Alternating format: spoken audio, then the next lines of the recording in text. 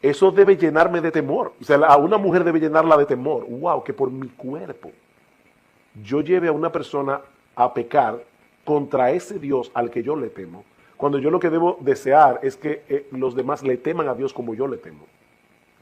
Entonces, una mujer debe pararse en el espejo y decir, ok, claramente, ¿está cubriendo esto mi cuerpo? Porque desde que Adán y Eva pecaron, Dios está cubriendo a la mujer y Satanás está tratando de desvestirla. Desde el principio. O sea, fíjense cómo Adán y Eva pecan y ¿qué hace Eva? Se pone un bikini de hojas, pero era un bikini. Y Dios le dice, no, olvídate del bikini, es una túnica. Y la palabra túnica que aparece allí es una túnica en el hebreo que va desde el cuello hasta más abajo de la rodilla. Es que cubre el cuerpo. No es que yo ahora quiero, o sea, que hay que coger un centímetro y ver. El punto es que debe cubrir las partes privadas de la mujer. Y cubrirlas en todo sentido, porque yo a veces he estado en iglesias y en verdad, no sé si reírme o llorar, pero son iglesias legalistas, fíjate, que dicen, las mujeres no deben usar pantalones, deben ser faldas.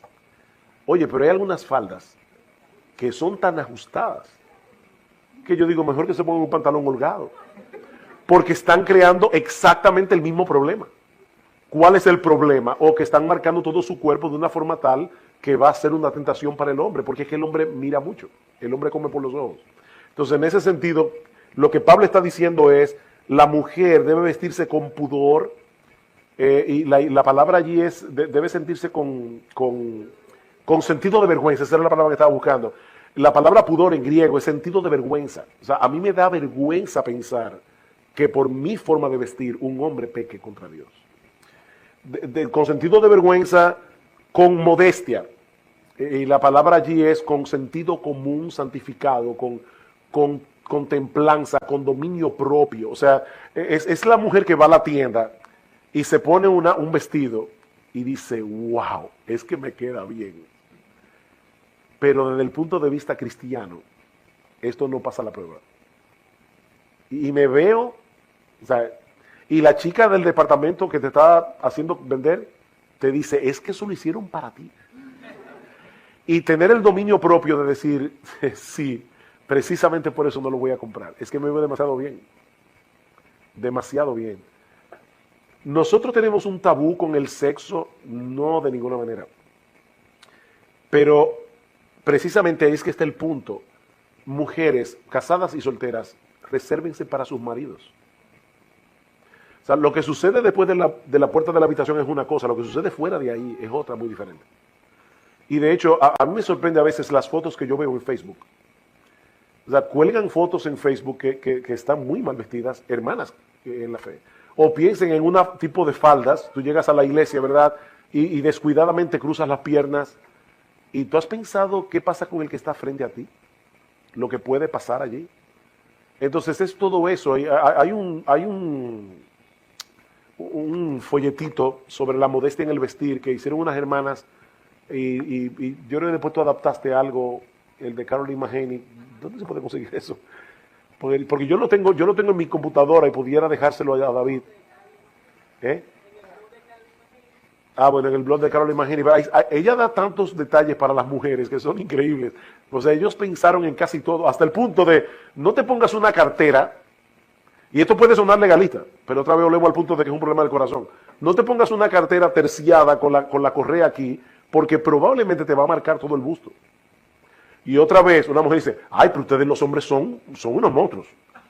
No, es que Dios nos hizo así. Es que el hombre lo que ve lo impacta. Entonces, aún hasta ese tipo de detalles, tener cuidado. Ahora, déjenme hablar a los hombres un momentito aquí. Hermanos varones, cuiden a sus esposas, cuiden a sus hijas. Porque, ¿qué pasa con nosotros muchas veces? Yo veo a mis hijas, yo tengo 2 hijas, ¿verdad? Y yo veo a mis hijas con un ojo muy diferente a como los demás hombres la ven, porque son mis hijas. O sea, yo puedo abrazar a mis hijas, sentar a mis hijas en la pierna, pero son mis hijas. Entonces, yo veo a mis hijas vestidas de cierta manera y yo tengo que tratar de ponerme en los ojos de otro hombre que le está viendo y decirle, no, mi amor, no salgas a la calle así. No salgas así porque no estás bien vestida. Y a las esposas por igual, o sea, sean guardianes de sus esposas. Pero recuerden que el legalismo no está en el hecho de tener mucho cuidado en la modestia. El legalismo está en la motivación que te lleva a tener ese cuidado. Si tú estás haciendo eso para sentirse superior a las demás hermanas de la iglesia, que dicen, yo soy más santa, uno no lo dice con la boca, pero muchas veces yo soy más santa que los demás porque yo no me he visto así, tú eres una legalista y eso es lo que está mal. O yo no quiero que la gente hable mal de mí. O yo quiero que la gente en la iglesia diga, tú ves, mira cómo se viste tal o cual persona. O sea, todo eso es legalismo. O ponerte reglas que la Biblia no pone y entonces querer que todo el mundo vaya por esa regla. Pero cuando una mujer le teme a Dios y está delante de Dios, se va a vestir de cierta manera. Entonces el asunto es pararte en el espejo y decir, Dios, ¿cómo tú me ves? Ahí es que está el punto. Vístete como una mujer temerosa de Dios. Es el contexto que dice Pablo. Otro argumento que yo digo mucho es que ahora en las tiendas no se consigue nada. Mira, busca y vas a conseguir algo. Aunque tengas que comprarlo 2 tallas más grandes. Porque ahora tú puedes ser small, ¿verdad? Aquí se le dice small o ¿cómo lo dicen? Tú puedes ser talla pequeña, pero las tallas pequeñas las están haciendo tan pequeñas que no encaja con tu cuerpo. Entonces vas a tener que comprar probablemente una talla medium o, ¿cómo se dice? Mediano, ok, son pequeños, mediano, grande. Tal vez vas a tener que comprar la mediana. Porque ya definitivamente los modistos no tienen modestia. O sea, a ellos no les importa eso. Y saben, hermanos, lo que de verdad a mí me llama mucho la atención, que en ese renglón los impíos muchas veces son más sinceros que los cristianos. Tú oyes los anuncios y tú dices, ellos saben lo que están haciendo. Todos los ojos estarán sobre ti. Entonces ellos te están diciendo claramente para qué fue yo diseñaron la ropa. Era para que todos los ojos estén sobre ti. Pero ¿es eso lo que tú quieres? Ahora, déjenme poner un balance aquí. Pero el balance no está entre la modestia y la inmodestia. O sea, no es, como yo no quiero ser legalista, voy a ser inmodesta. No, el balance está en lo siguiente. Una mujer también puede decir, tú ves, por eso yo no me preocupo de mi vestido. Y entonces andan muy desaliñadas. Y yo no creo que eso tampoco sea piadoso. Por muchas razones. Yo creo que cuando nosotros vemos a una mujer que porque profesa ser cristiana se ve descuidada, eso no habla bien del evangelio. De hecho, déjenme decirles algo, hermanas, para que se sientan tranquilas. Pablo dice, asimismo que las mujeres se atavíen de ropa decorosa. Lo interesante es que la palabra atavío que aparece allí es la palabra cosmio, que significa adornarse, es de donde viene la palabra cosmético. Pablo no está prohibiendo que la mujer se adorne. Pablo está diciendo cuáles son los parámetros que debe tomar en cuenta la mujer al adornarse, porque la mujer fue creada por Dios con esa naturaleza, ese toque femenino. O sea, tú pones a un hombre a vivir en una casa y va a tener una silla y 4 mesas. Llega la mujer y pone un florero con alguna flor, y eso, qué bueno. O sea, definitivamente Dios hizo a la mujer de esa forma. Entonces no es que la mujer no se adorne, es que se adorne con sentido de vergüenza, con dominio propio, con temor a Dios. Eso es lo que Pablo está diciendo, no es que no se adorne. Porque entonces hay iglesias que dicen que la mujer no se afeita en la pierna, que no se... O sea, de verdad, yo no lo de Pablo se está metiendo en todo eso. Es el otro extremo. Yo a veces veo mujeres que digo, oye, pero es que aún hasta para los maridos se le están poniendo difícil. Debe ser una maestra del bien que enseñen a las más jóvenes, escuchen que, a amar a sus maridos y a sus hijos. Cuando las hermanas más jóvenes te ven a ti, deben aprender de ti a amar a su marido y a sus hijos, a ser prudentes, castas, puras, santas, inocentes, en pensamiento, en acciones, en toda su vida. Tú eres una maestra del bien que debes enseñar a las más jóvenes a ser castas, hermanas. Esta es una época donde la castidad brilla por su ausencia. Y yo te pregunto, ¿alguna vez cuando tú escoges tu ropa, tú piensas en el hecho de que si todas las hermanas de la iglesia se visten como tú, estarían modelando la pureza y la santidad del Señor Jesucristo? Esto no es opcional, mi hermana, tú eres una maestra. pero puedes estar enseñando algo equivocado. Tu ejemplo está enseñándole a otras mujeres, y lamentablemente debo decir, mis amadas hermanas, que el cristianismo ha sido permeado por el mundo en cuanto a la inmodestia de una forma flagrante. Y no pienses, por favor, que eso es legalismo, porque la Biblia dice que las mujeres deben vestirse con pudor y modestia. Entonces, la pregunta es, cuando tú te vistes, tú estás consciente de que tú estás enseñando a otras mujeres con el largo de tu ropa, con lo modesta que te viste, con lo bien que te cubres.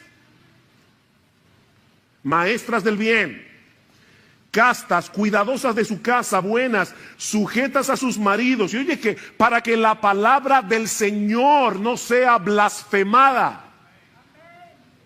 ¡Wow! Hermanas, eso es serio. Esto es serio, muy serio.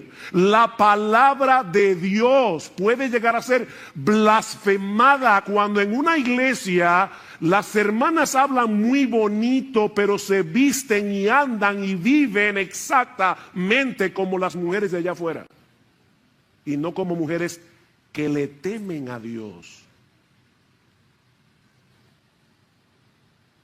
Somos imitadores que deben ser dignos de ser imitados. Somos imitadores dignos de ser imitados.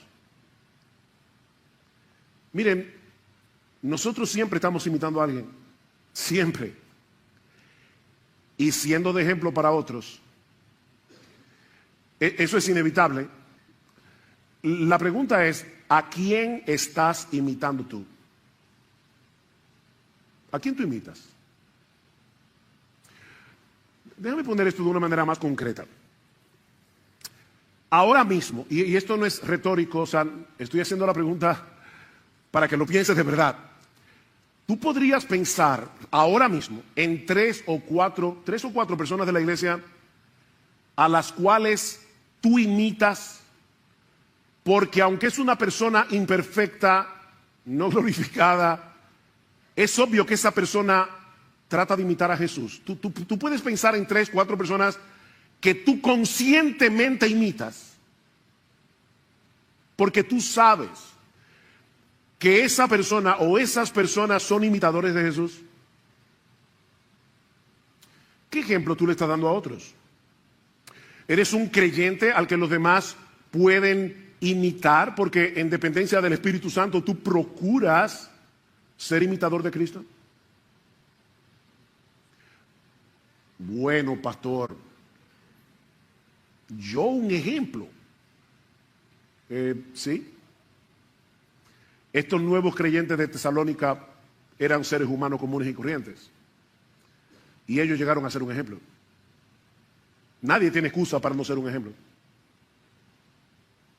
Porque de paso, no hay que ser perfecto para ser un ejemplo. No, obviamente, porque si eso es lo que se requiere, ninguno de nosotros podría ser un ejemplo. De hecho, una de las cosas que los creyentes debemos modelar es un espíritu enseñable cuando somos corregidos. Los creyentes que son dignos de ser imitados también pecan y tienen que ser corregidos, y precisamente se vuelven imitables cuando en medio de la corrección reaccionan correctamente, piadosamente. Cuando son convencidos de pecado, los creyentes dignos de imitar modelan una vida de arrepentimiento. Aquí no estamos hablando de una vida perfecta, aquí estamos hablando de una vida de arrepentimiento. Y la gente puede decir, yo puedo imitar a esta persona porque cuando él peca se arrepiente y pide perdón. Y no solo a Dios, sino cuando tiene que pedirle perdón a otra persona. Pide perdón. Es digno de ser imitado, no hay que ser perfecto. Y yo vuelvo y te pregunto, ¿tú eres un ejemplo para tu esposa? Ese es tu primer, ¿qué puedo decir? La primera persona en la que tú tienes que ser un ejemplo es a tu esposa, a tu esposo. ¿Eres un ejemplo? ¿Eres un ejemplo para tus hijos? Nosotros estamos todo el tiempo modelando algo delante de nuestros hijos, nuestro amor por el Señor, nuestro amor por su palabra, nuestro amor por la iglesia. Tú eres un ejemplo. Si todos los creyentes de esta iglesia te imitaran a ti, ¿cómo sería esta iglesia?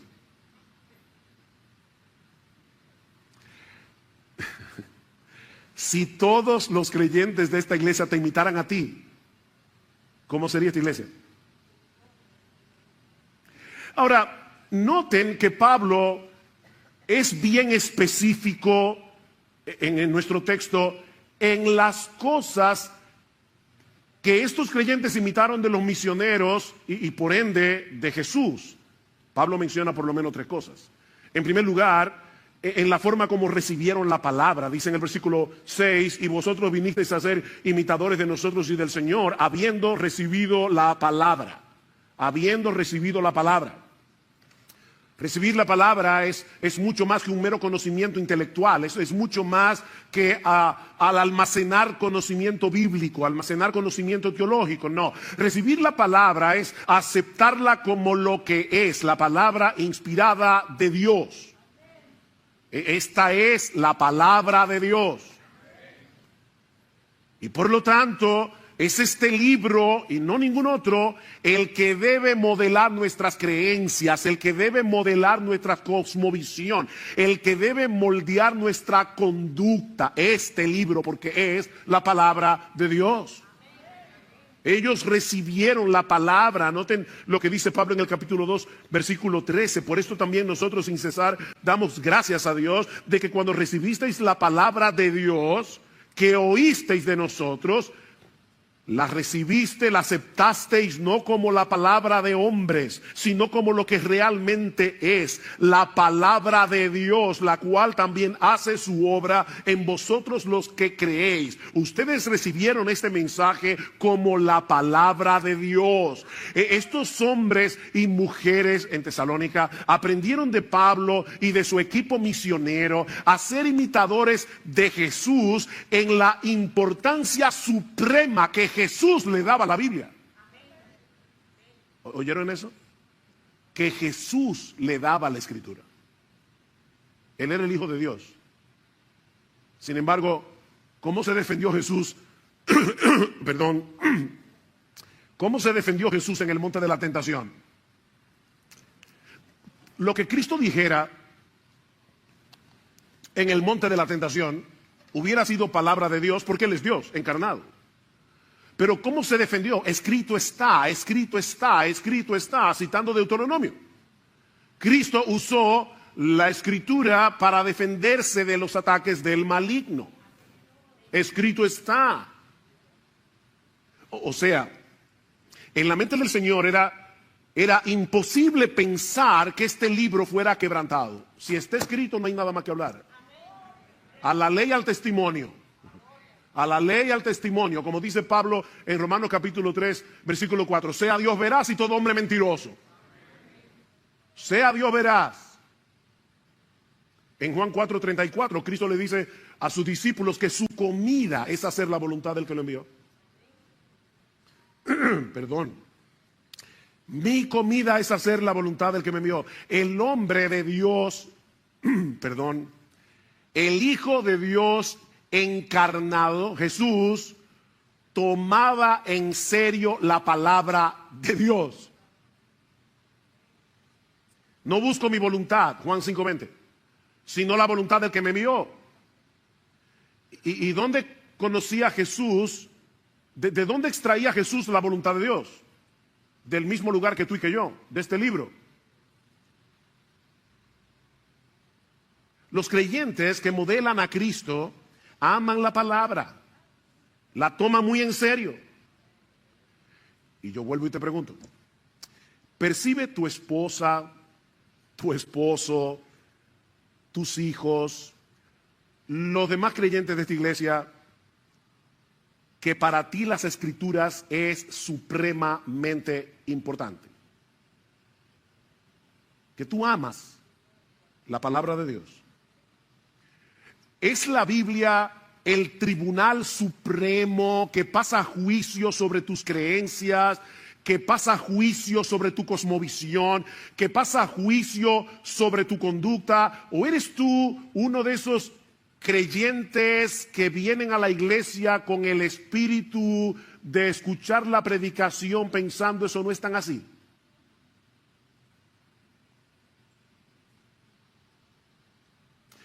Pero estos creyentes no solo recibieron la palabra de Dios como lo que es la palabra de Dios, sino que lo hicieron en medio de mucha tribulación. ¿Vieron el texto? Y vosotros vinisteis a ser imitadores de nosotros y del Señor, habiendo recibido la palabra en medio de mucha tribulación. Ellos aprendieron de Pablo y de Silas y de Timoteo a ser imitadores de Jesús en el sufrimiento que trae consigo hacer la voluntad de Dios, tomar la Biblia en serio en un mundo que todo lo distorsiona. Donde a lo bueno llaman malo y a lo malo llaman bueno. Lean el libro de los Hechos, sobre todo los capítulos 16 y 17, donde Lucas narra el inicio de la obra evangelizadora en Europa, y ustedes verán el alto precio que Pablo y su equipo tuvieron que pagar por predicar la palabra en un medio sumamente hostil. Y los tesalonicenses lo sabían, porque de hecho pasó en su ciudad. Pablo estaba preso junto con Silas en la cárcel de Filipos, ¿y qué hacían? Cantaban himnos al Señor. Y lo más seguro ellos se habían enterado de eso. Los creyentes en Tesalónica aprendieron de Pablo y de su equipo misionero lo que era sufrir por Cristo. Ellos recibieron la palabra, ellos abrazaron el evangelio de todo corazón en medio de una severa persecución. Noten el capítulo 2, versículo 14, pues vosotros, hermanos, vinisteis a ser imitadores de las iglesias de Dios en Cristo Jesús que están en Judea, porque también vosotros padecisteis los mismos sufrimientos a manos de vuestros propios compatriotas, tal como ellos padecieron a manos de los judíos, los cuales mataron tanto al Señor Jesús como a los profetas, y a nosotros nos expulsaron de la ciudad. A Pablo y a Silas y a Timoteo los expulsaron de Tesalónica, y los hermanos vieron eso.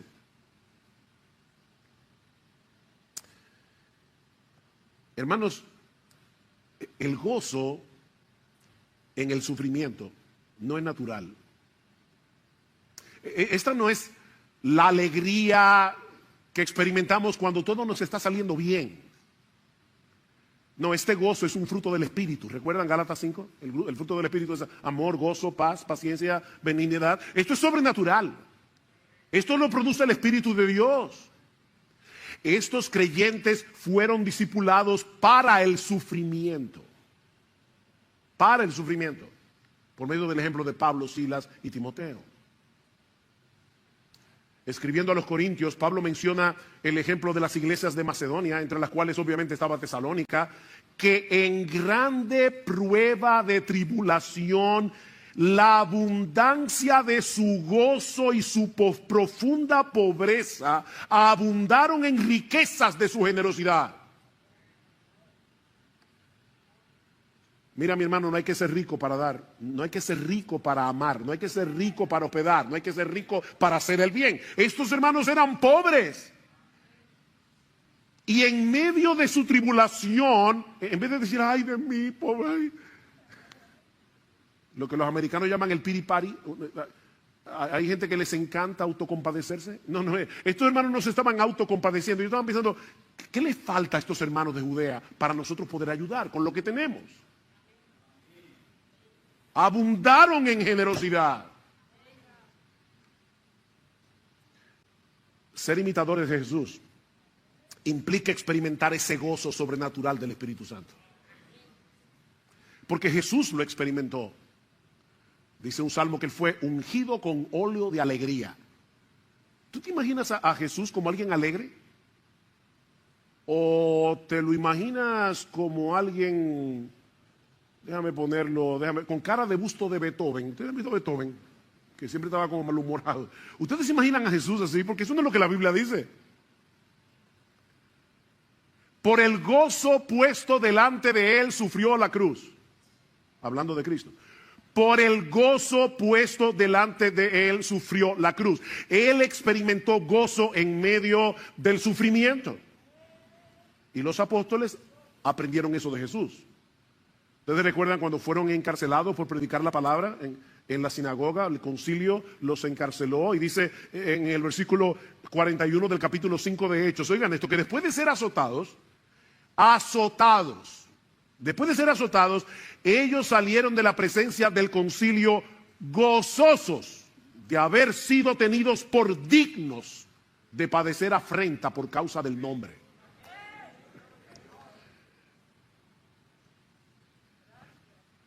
¿Eran masoquistas? ¿Les gustaba sufrir? Por supuesto que no. A ellos les dolían los golpes, igual que a ti y que a mí. No, a ellos no les gustaba sufrir. Ellos se gozaban en poder mostrar a los ojos del mundo que Cristo es tan precioso, tan valioso, tan excelso, que todo lo que tengamos que padecer por su causa, bien vale la pena. Ese es el gozo. Bien vale la pena. ¿Alguna vez tú has pensado que tu sufrimiento por causa de Cristo es una oportunidad que Dios te está dando para mostrarle a todo el que te rodea que Jesús es precioso? Tan precioso que vale la pena sufrir por Él. Es una oportunidad. Alguien decía, me encantó esta frase, que el gozo del creyente es la bandera que ondea el castillo de nuestro corazón y que anuncia que el Rey está hoy sentado en su trono. Eso es el gozo del creyente. Mi Rey reina. No es como la reina de Inglaterra. Esa monarquía no hace nada, excepto salir en las revistas. No. Esta no es una monarquía de lujo. Cristo es Rey. Él está sentado en su trono. Nuestro Dios reina y nosotros podemos gozarnos en eso.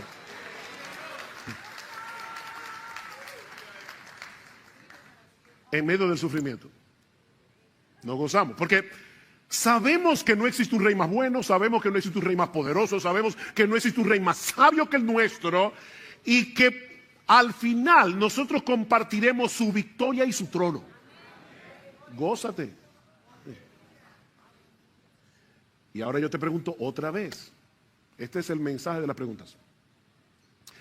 Estamos modelando delante de otros lo que implica recibir la palabra en medio de mucha tribulación con el gozo del Espíritu Santo.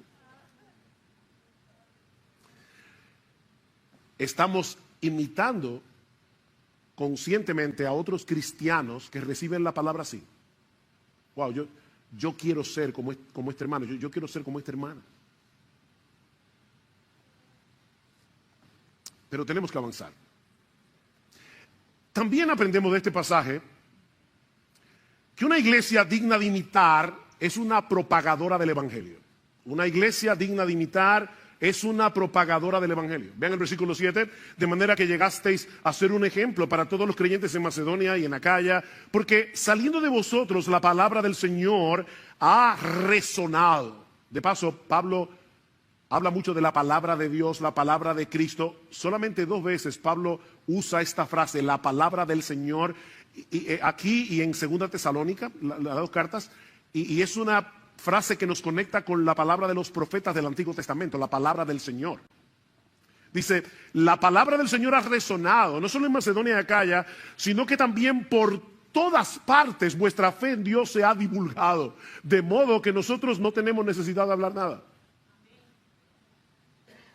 La palabra griega que se traduce como resonar puede ser traducida también como retumbar o resonar muy intensamente. Es una palabra interesante porque está emparentada con el término griego de donde viene nuestra palabra eco. Eco. Todos aquí saben lo que es el eco. El eco es una reverberancia, es el sonido que se replica y se amplifica al chocar con otros objetos. Eso fue lo que sucedió con el mensaje del Evangelio cuando llegó a Tesalónica. Estos creyentes se convirtieron en una caja de resonancia. De tal manera que la palabra del Señor no solo llegó a toda Grecia, Macedonia y Acaya, sino que Pablo dice por todas partes. Vuestra fe en Dios se ha divulgado. No sé si recuerdan, pero en el primer sermón que dimos de esta serie decíamos que la ciudad de Tesalónica, que llegó a ser la capital de Macedonia durante el Imperio Romano, estaba en un lugar muy estratégico porque estaba situada en uno de los mejores puertos naturales de Grecia y encima de la Vía Ignacia, que era una de las carreteras más importantes del Imperio Romano. Así que esta era una ciudad muy accesible, por eso le hicieron capital. Muy accesible por tierra, muy accesible por mar. Y los tesalonicenses aprovecharon esa ventaja. Todo el que pasaba por Tesalónica para vender su mercancía, para lo que sea, escuchaban el evangelio de parte de los tesalonicenses. Estos creyentes no paraban de predicar la palabra, y no olviden que ellos estaban siendo perseguidos. Era en medio de mucha persecución. ¿Qué sería lo más natural que haría un grupo de creyentes que están sufriendo por causa del evangelio? Mira, vamos a ser prudentes. Mejor dejemos de predicar por un tiempo hasta que las aguas se bajen. ¿Verdad? Eso sería lo más lógico. Pero no fue lo que ellos hicieron. Ellos estaban sufriendo persecución por predicar el evangelio. ¿Y qué hicieron? Seguir predicando el evangelio. Bunyan, el autor del Progreso del Peregrino, estuvo preso por 12 años en una cárcel en Bedford por predicar el evangelio. En esa cárcel escribió el Progreso del Peregrino. Y uno de los carceleros le decía: Bunyan, recuerda a tu niña María, una hija de Bunyan, nació ciega. Y le decía: tu familia está sufriendo porque tú estás aquí en la cárcel. Lo único que tienes que prometer, y te sacamos de inmediato, es que vas a dejar de predicar. Y él decía: si me sacan de aquí, vuelvo a predicar. 12 años preso. Eso fue lo que hicieron los hermanos de Tesalónica. Ahora, ¿de dónde aprendieron ellos eso? De Pablo y de su equipo. ¿Ven otra vez la cadena de discipulado? ¿Qué dice el capítulo 2? Porque vosotros mismos sabéis, ustedes lo saben, hermanos, que nuestra visita a vosotros no fue en vano, sino que después de haber sufrido y sido maltratados en Filipos, como sabéis, ven, ellos sabían lo que había pasado en Filipos, tuvimos el valor, confiados en nuestro Dios, de hablaros el evangelio de Dios en medio de mucha oposición. Ellos aprendieron eso de los misioneros. No había persecución que pudiera frenar a Pablo, y los tesalonicenses lo imitaron en eso. El testimonio de esta iglesia llegó a ser tan conocido que Pablo dice: cuando yo visito otros lugares y quiero comenzar a contarles de lo que está pasando en Tesalónica, no te preocupes, ya lo sabemos. Los tesalonicenses eran famosos. Todo el mundo sabía lo que había pasado ahí. De paso, y recordando nuestro 44 aniversario, yo creo que es justo decir como pastor que el celo evangelístico de esta iglesia ha sido una característica que ha permanecido a lo largo de los años. Y damos gracias al Señor por eso.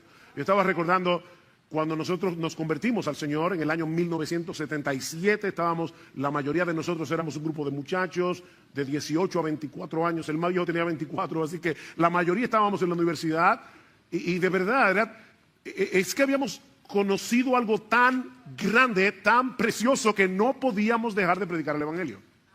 Y no pude dejar de pensar en mi madre, perdónenme que ponga un ejemplo tan personal, pero cuando mi mamá se convirtió al Señor, el día que nosotros nos bautizamos, yo y mis hermanos y yo, el burro adelante,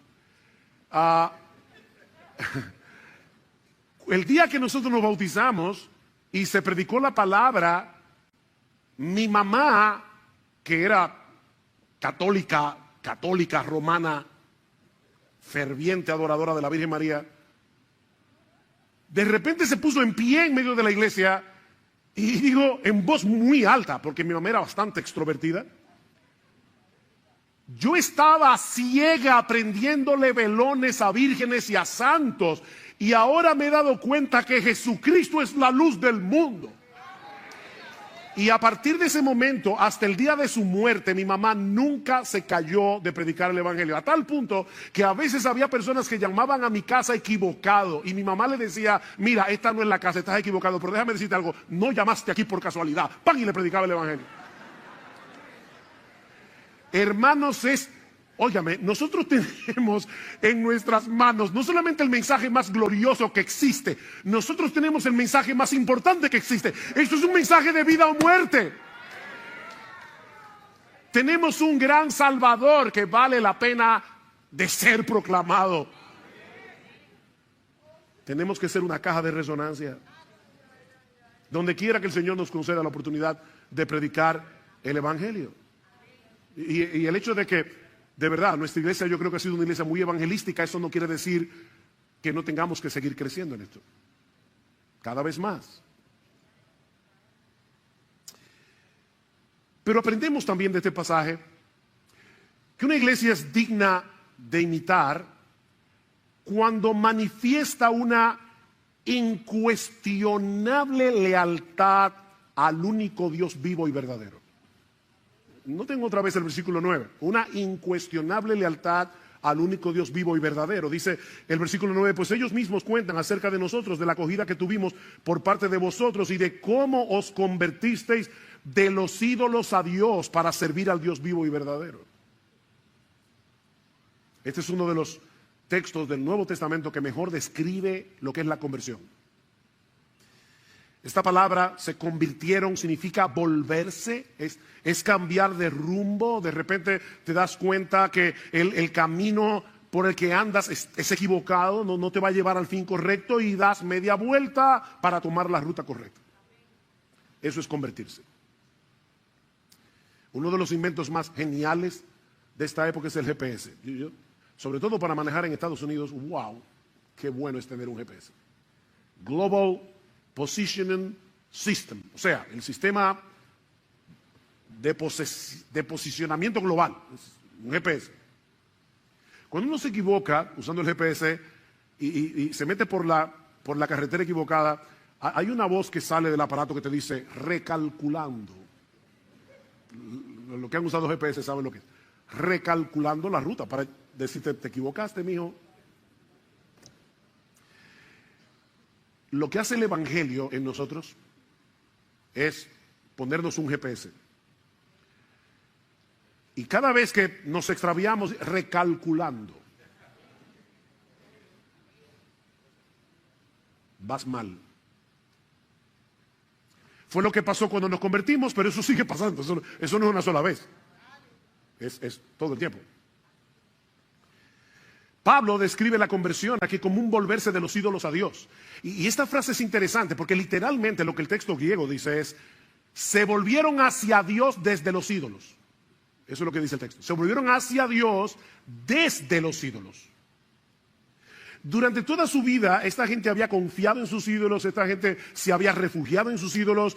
Los ídolos dominaban en el primer siglo todos los aspectos de la vida social y política del Imperio Greco-Romano. Todos los aspectos. De manera que volverse de los ídolos a Dios era un cambio radical y que afectaba todo. Dice un comentarista, me llamó la atención, que el hecho de abandonar la idolatría para adorar al único Dios vivo y verdadero habría provocado que los amigos no cristianos se sintieran ofendidos, resentidos o traicionados. De manera similar, los miembros de la familia habrían considerado la negativa a mantener las tradiciones ancestrales como prueba de una horrible falta de preocupación por las responsabilidades familiares. Imagínense cuando de repente dice, bueno, ahora tenemos una cena para Afrodita. Yo no voy. Toda la vida te reúnes con tu familia para adorar a los ídolos que ellos adoraban. Y que para la familia era algo tan importante. O sea, yo le pedía a Afrodita que te diera hijos. Todo eso era muy importante. Y de repente el creyente dice, lo siento mucho, yo no voy a esa cena. ¿Ven el punto? Están traicionando a la familia, los valores de la familia. Y para colmo, dice este comentarista, se pensaba que la paz ciudadana, el éxito agrícola y no tener que sufrir catástrofes naturales eran cosas que los dioses naturales tenían en sus manos, tradicionales, perdón. Ignorarlos u ofenderlos se veía como algo extremadamente peligroso. De hecho, a los cristianos los acusaban cada vez que venía una peste. Decían, eso es porque los cristianos dejaron de adorar a los ídolos. Eso es Zeus que está molesto, eso es la diosa tal, el dios tal. O sea, hermanos, uno lee tan rápido ahí, se convirtieron de los ídolos a Dios y no está pensando en todo lo que implicaba para esa gente convertirse de los ídolos a Dios. Sin embargo, la Biblia también enseña claramente que Él hace eso a través de la misma iglesia. La edificación y preservación de la iglesia es una tarea que solo Él puede llevar a cabo, pero nosotros no somos meros espectadores de lo que Cristo está haciendo al respecto, como vemos en pasajes como Efesios capítulo 4, versículo 11 en adelante, un texto que se menciona mucho desde este púlpito. Cristo mismo ha dado pastores a su iglesia para edificar a los santos, para la obra del ministerio, para que los santos hagan esa labor de edificarnos unos a otros. Por otra parte, esta promesa del Señor en Mateo capítulo 16, versículo 18, no quiere decir que el Señor se ha comprometido a preservar a todas y cada una de sus iglesias locales a través de la historia.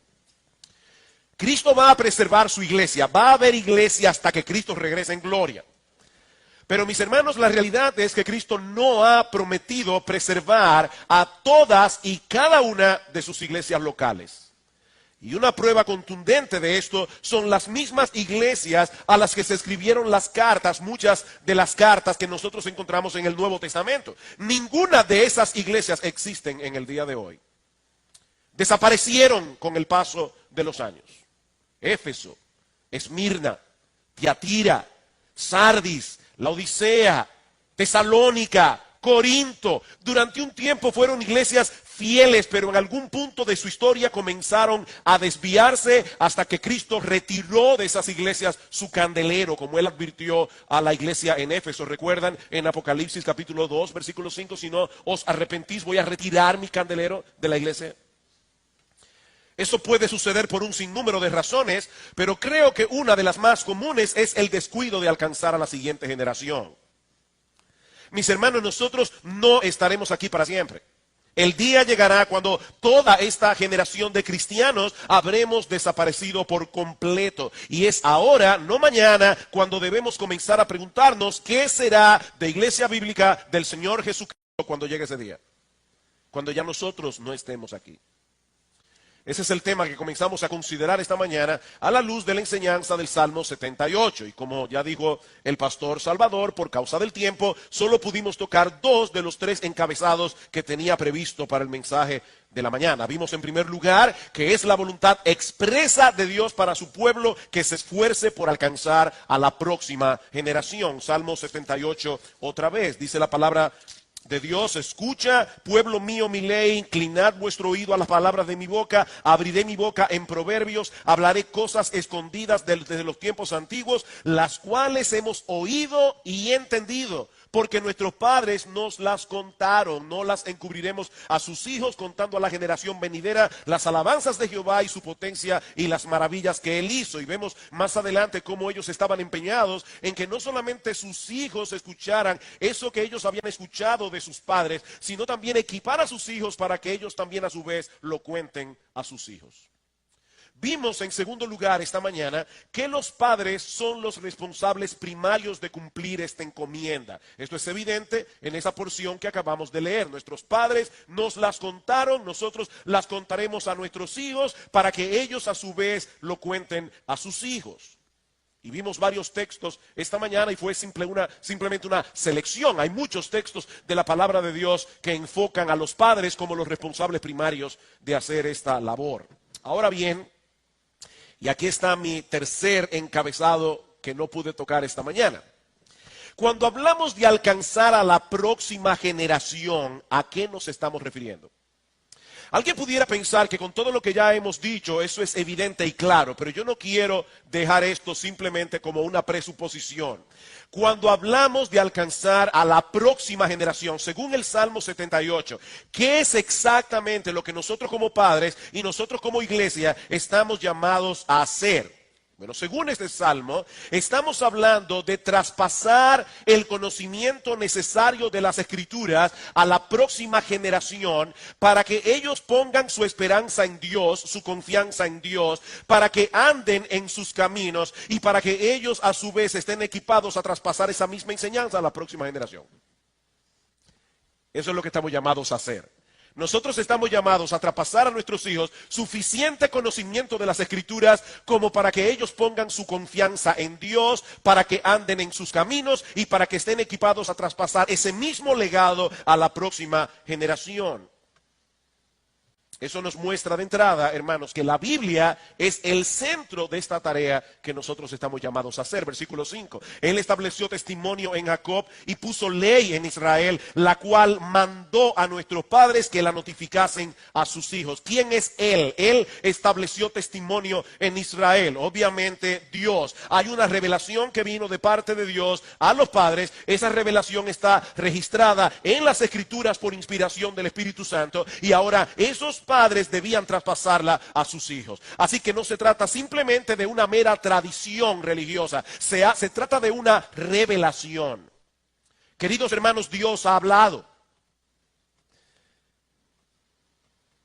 Yo no estoy esperando que ustedes salten de sus asientos con esa declaración, pero ¿saben qué? Deberíamos saltar de nuestros asientos. Dios ha hablado. Dios no es mudo, Él ha hablado, Él ha dicho algo. Dios ha hablado. Y lo que Él ha dicho es tan importante, es tan trascendental, que eso debe ser traspasado de una generación a la otra. Eso quiere decir, como bien señala John Piper, que la Biblia es el sol en el sistema solar de todo lo que enseñamos a nuestros hijos, tanto en el hogar como en la iglesia. Hay muchos libros en el planeta, muchos libros cristianos inclusive, que nosotros podemos usar, pero mis hermanos, todos los otros libros son como planetas oscuros que deben ser iluminados con la luz que emana de este libro. Todos los libros escritos por hombres deben ser juzgados y evaluados a la luz de lo que dice este libro. Es así de sencillo. Mis hermanos, nosotros tenemos la tarea de enseñar a nuestros hijos a pensar bíblicamente. Toda nuestra enseñanza debe estar empapada con las verdades de lo que Dios nos ha revelado aquí. En el Salmo 19, versículo 9, hablando de la revelación de Dios, dice David, los juicios de Jehová, y él no se refiere allí a los castigos de Dios. ¿Han oído ustedes cuando alguien se refiere a otra persona y dice que tiene buen juicio, que tiene opiniones acertadas? Bueno, lo que el salmista está diciendo allí es que las opiniones de Dios son verdad, todas justas. En otras palabras, la realidad de las cosas son como Dios dice que son, no como nosotros quisiéramos que fueran. Lo que Dios dice del hombre es lo que el hombre es. Lo que Dios dice acerca de este mundo es lo que este mundo es. Lo que Dios dice acerca de cómo debemos vivir la vida es así que debe ser y no de otro modo. Es su opinión del matrimonio lo que importa, no la de ninguna otra persona. Es lo que Dios opina del aborto lo que importa.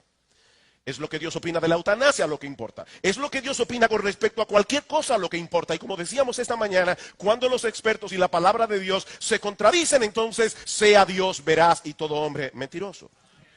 La palabra de Dios es infinitamente más preciosa que cualquier teoría o filosofía que el mundo pueda proveer. Y es esa palabra la que debemos traspasar a nuestros hijos. ¿Con qué propósito? ¿Cuál es la meta que nosotros queremos alcanzar? Que pongan su confianza en Dios. Versículo 7, a fin de que pongan en Dios su confianza. Y no se olviden de las obras de Dios.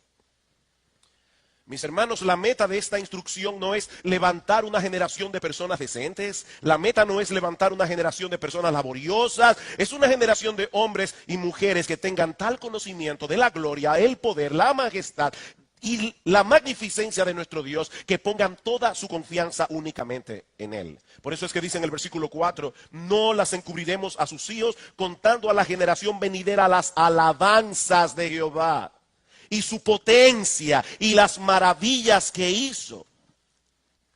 Mis hermanos, la Biblia no es un conjunto de historias de las que nosotros podemos sacar lecciones morales y religiosas o espirituales. No, la Biblia es el libro en el que Dios se revela al hombre. De manera que si la enseñamos correctamente, nuestros hijos se van a topar con ese Dios de gloria, con ese Dios magnificente en cada una de sus páginas. No es la historia de Abraham, es la historia del Dios de Abraham. No es la historia de David, es el Dios de David. No es la historia de Daniel, es el Dios de Daniel. Y el Espíritu Santo puede usar esa visión de Dios para traer a nuestros hijos al arrepentimiento y a la fe. De paso, esa es la fortaleza del currículum que nosotros usamos en nuestras clases de escuela dominical, el currículum de niños deseando a Dios, que todo gira en torno a la persona de Dios, no en torno a la persona del hombre. Hay muchas historias en la Biblia, pero todas ellas revelan una gran historia cuyo único protagonista es el Dios Trino, que salva a los pecadores a través de la obra redentora de Dios el Hijo. Él es el protagonista, Él es el héroe. Y esa es la gran historia que nuestros hijos deben conocer para que aprendan desde niños que nuestro Dios es enteramente digno de confianza. Y por supuesto, hermanos, nosotros tenemos un testimonio que dar a nuestros hijos. No se trata simplemente de darles una lección bíblica. Es que cuando vengan los problemas, nuestros hijos puedan ver en nosotros que de verdad nosotros confiamos en Dios. Podemos confiar en Él. Porque Él es sabio, podemos confiar en Él porque Él es bueno y perdonador, porque Él es el Dios de toda gracia, porque Él es el Todopoderoso, porque Él siempre cumple lo que promete, porque Él siempre gana, porque Él es santo, porque Él es justo, porque Él es el único que realmente puede satisfacer los anhelos más profundos del corazón humano. Es por eso que no hay nada más absurdo que una persona envanecida por su conocimiento de las Escrituras. Cuando uno conoce al Dios de las Escrituras, se humilla al pecador. Y Dios es exaltado. Así que es nuestro deseo que nuestros hijos puedan ver a través de las enseñanzas de las Escrituras la gloria y la majestad de nuestro Dios para que puedan confiar en Él y andar en sus caminos, versículos 7 y 8, a fin de que pongan en Dios su confianza y no se olviden de las obras de Dios, que guarden sus mandamientos, que no sean como sus padres, generación contumaz y rebelde, generación que no dispuso su corazón ni fue fiel para con Dios, su espíritu. La obediencia a los mandamientos de Dios es la evidencia de que verdaderamente amamos a Dios y confiamos en Dios. Nadie se salvará por guardar los mandamientos, eso lo sabemos, sino por confiar enteramente en la vida perfecta de Cristo, en su muerte en la cruz del Calvario. Somos salvos por gracia, por medio de la fe. Pero todos aquellos que han sido salvados por la gracia de Dios mostrarán la eficacia de esa gracia a través de una vida transformada. Juan 14, ustedes conocen el texto: el que me ama, mi palabra guardará, mi Padre le amará, vendremos a Él, haremos morada con Él. Hasta aquí, hermanos, lo que yo estaba supuesto a predicar esta mañana. O sea, aquí termina el mensaje de la mañana. Y ahora comienza el mensaje de la tarde. Qué bueno que hay aire todavía. ¿Qué hemos visto hasta aquí? Que hay una tarea que hacer con la próxima generación y que los padres son los responsables primarios. Eso es básicamente lo que hemos visto. Sin embargo, mis hermanos, la iglesia es una familia en Cristo. Y como tal, no solo está llamada a ser de gran ayuda para los padres en el desempeño de su labor, y yo creo que esto aquí estamos todos claros en ese sentido, pero en esto que voy a decir ahora no estoy seguro de que estamos tan claros. La Biblia presenta a la iglesia como una familia y por lo tanto no solo estamos llamados a ser de gran ayuda para los padres en el desempeño de su labor, sino también a tener cierto tipo de relación con los niños de esos padres que están entre nosotros, aunque esos niños todavía no formen parte de la membresía de la iglesia. Nosotros creemos por las Escrituras que el bautismo es la puerta de entrada para la membresía de la iglesia local.